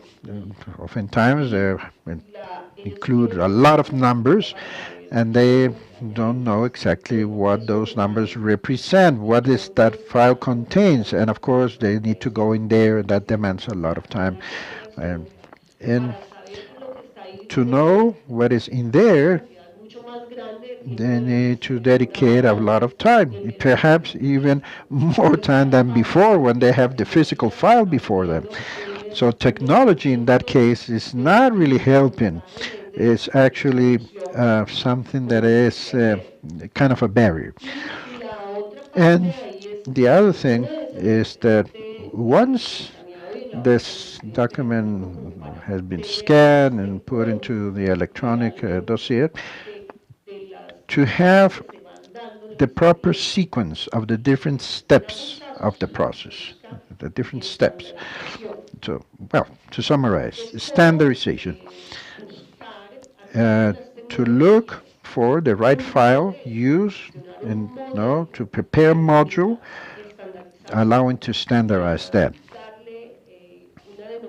and give it an easy to understand identification for judicial operators that need to work on cases. And to the final user also. But I think this one is can be, let's say, deal with in second place. First of all, we need to focus on the judicial operator. We have another proposal in the reportship office, rapporteurship office, and I think this was came quite handy.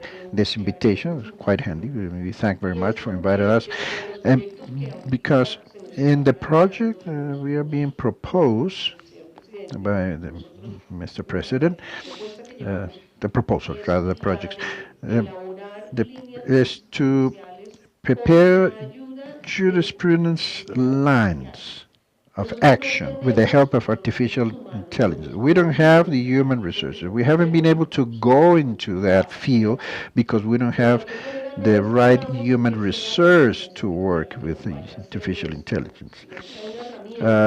It's not for AI to do the entire work. No, it's actually to use AI as a tool. No? But we believe that it's a good idea to carry out a pilot to prepare those jurisprudence lines of action that will be useful for the citizen, because there he will find the theme of his interest, and for operator will be good as well because it will help him to solve the situation. I want to add here, and listening to my colleagues that spoke before me, I heard my colleague from the Supreme Court of Justice respect to the unification and to have a standardization across the judicial branch. Um, and this is a problem that I know now for many years. I know the Upper Council for the Judiciary has been working on this, but I must say that there is a big difficulty to continue moving forward as how processes are being developed, no, that's not being in the most efficient way. Since the year before last, we worked the entire year very strongly in a contract with you and PII, and the things move too slowly, no, to finalize and to work under the country. So what institutions do is to look for the fastest way because otherwise they cannot work. And of course, that goes in the opposite direction of standardization. But when this unification is achieved, maybe autonomy of the different entities will be lost. Because if I have a problem and the upper council needs to step in to solve it, but in turn the upper council has outsourced, whatever resource to provide that solution, then we are losing that kind of autonomy or independence. But to get rid of that problem, we need to be much more efficient and knowledgeable to operate on a daily basis. The no efficient use of technological solutions are at disposition. Thank you.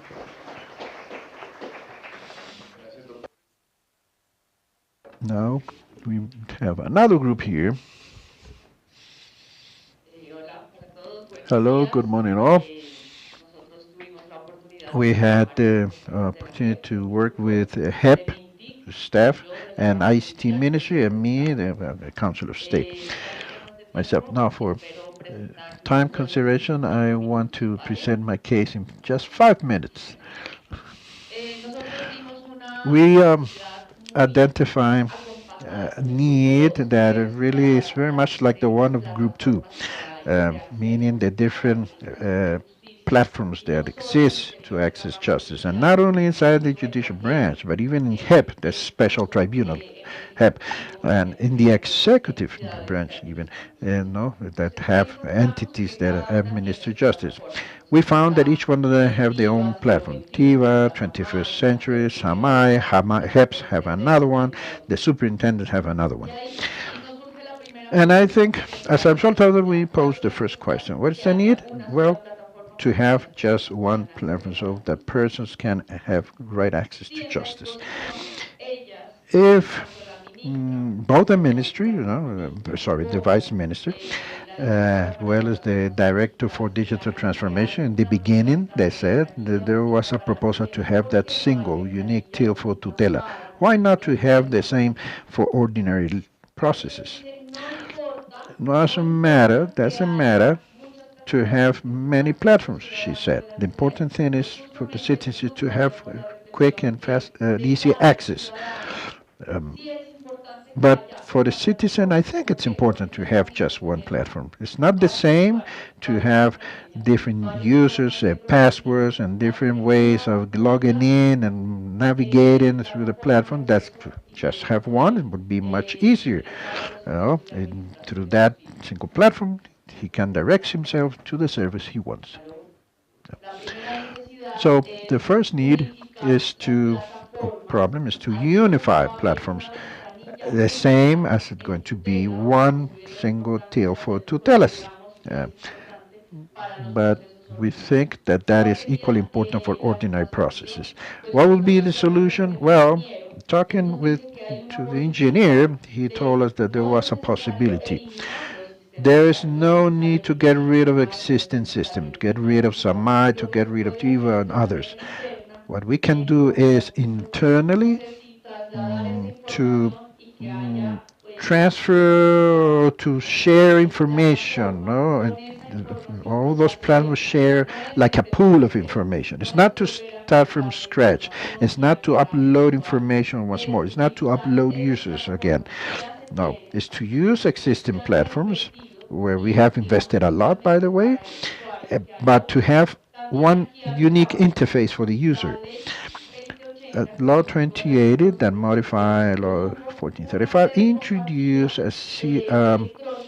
an electronic access for all for the executive branch entities. There are much more than the ones the justice branch have.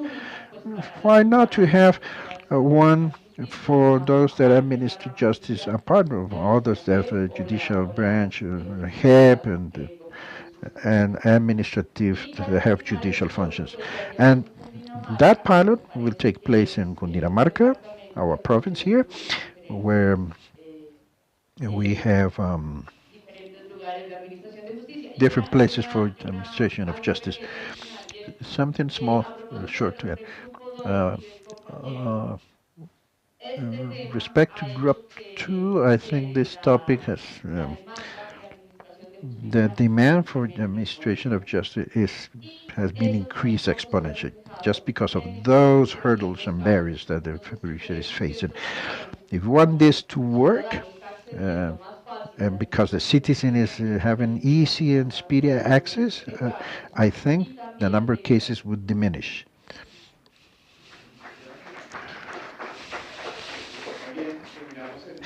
Well, thank you. I think we are ending this exercise. Well, with one left, the fifth one. And at the end, Professor Monica Leon will be making the kind of summary. Thank you and good morning. I'm Celia Cortez. I had the chance to work with this group. Most of us come from HEP, but different areas within HEP. Some of us, for instance, Judicial Secretariat, Technological Area, and lecturers, even professors. So I will be introducing the problem and the problem we have in HEP, especially. And then we will present the proposal for pilot that we have called the last mile or quarter mile, she says. Now, the main need that has been there for almost forever.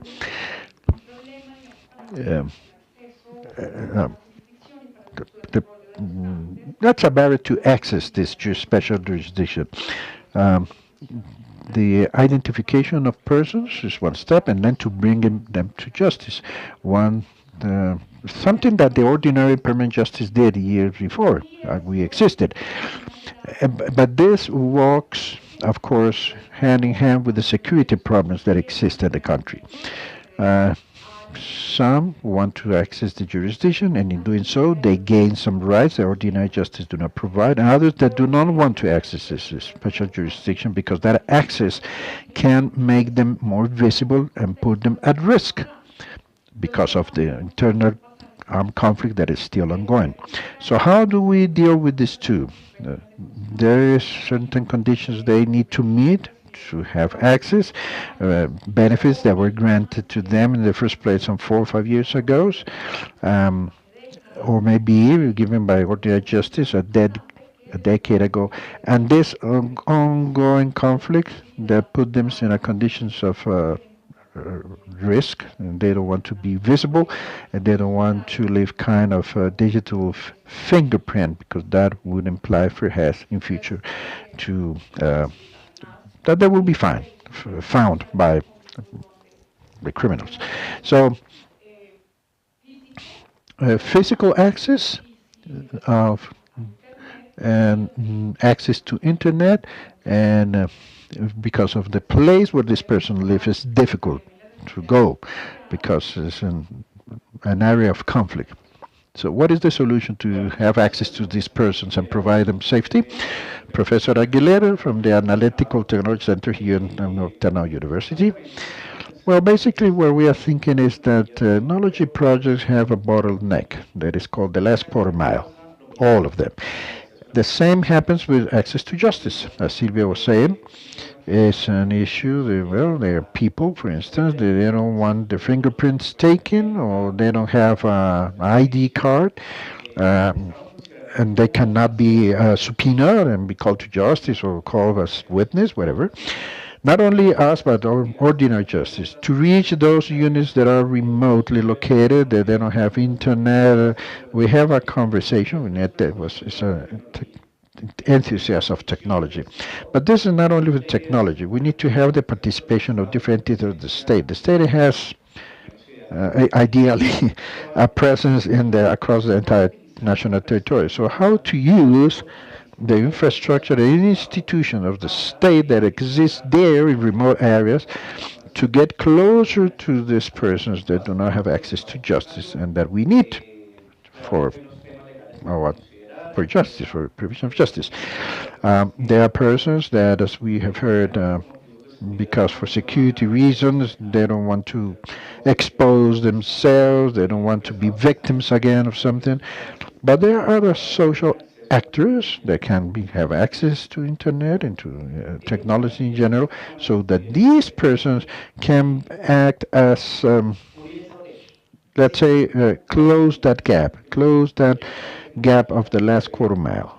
That no, that's still open. No, by echoing what you're saying, to use state infrastructure that already exists, maybe to strengthen and to train people so that these persons that have at least a minimum access to turn on just one handheld device, for instance, to close that gap, technological gap, because there are persons in our country that don't have not even a handheld device, a mobile phone, to speak. So that's the last quarter mile. That is the bottleneck for the justice.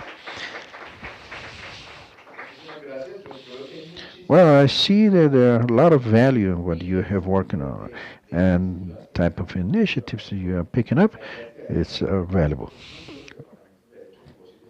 But the idea is to take all this to the Faculty of Law, to university. You have your ideas, or maybe you have others. We will be sending you the memoirs of these events, so you can, let's say, propose other ideas. All this is being compiled. But because at the end, this is not only something that we come here and speak and speak and speak that normally happens. No. Reform of justice is minimalist, meaning that they don't want big things, no, but concrete, small, short, concrete things. And we are going to have now Monica Leon from the Legal Processing Department University. Monica is not here in person because she had a health issue, but he is going to close this event and give us her thoughts.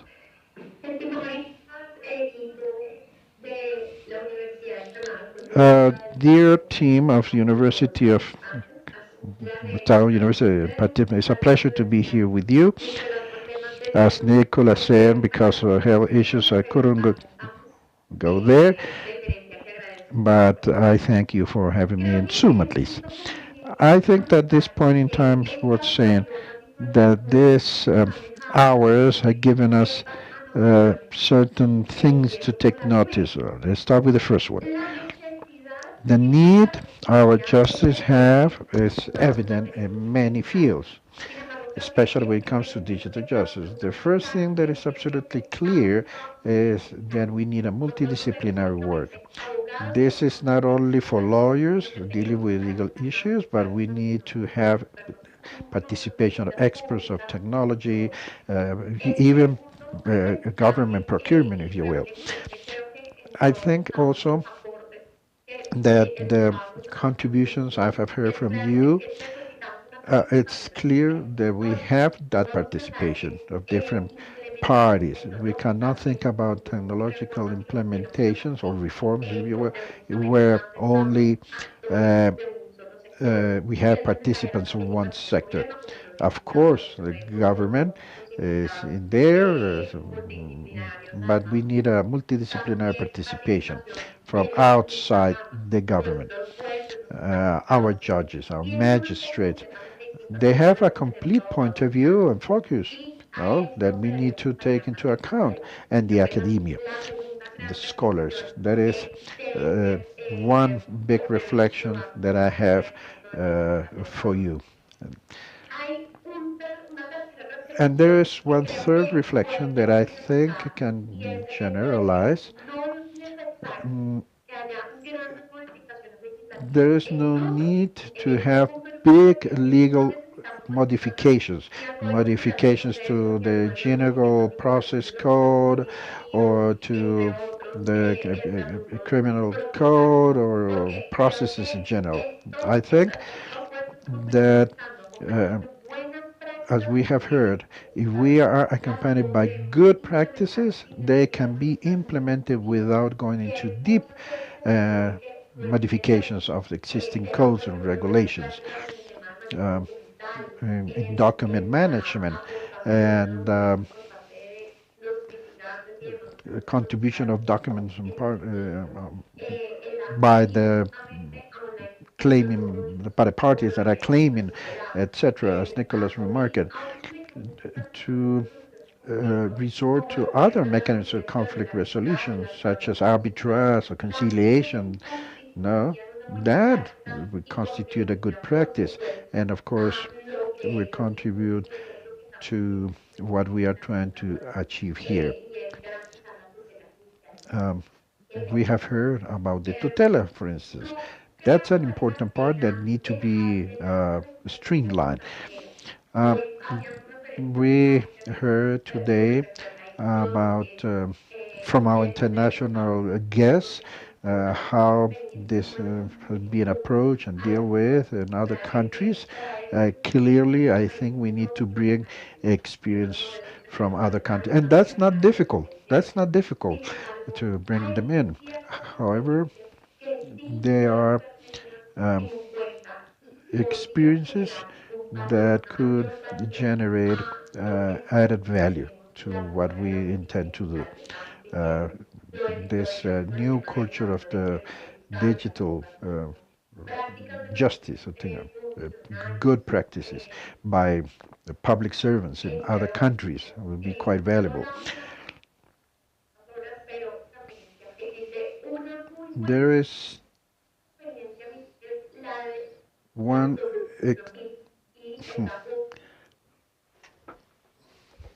Oh, she's gone.